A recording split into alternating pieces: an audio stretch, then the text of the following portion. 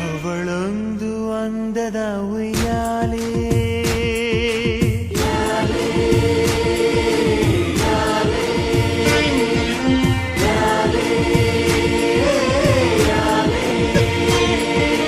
ಅವಳೊಂದು ಅಂದದ ಉಯ್ಯಾಲೆ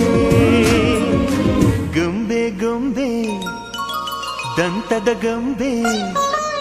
ಹೆಜ್ಜೆ ಇಟ್ಟರೆ ನವಿಲಂತೆ ತುಟಿ ತೆರೆದರೆ ಗಿಣಿಯಂತೆ ಆ ನಡೆ ಚಂದ ಆ ನುಡಿ ಚಂದ ಆ ನಗು ಚಂದ ಆ ಗುಣ ಚಂದ ಯಾರೇ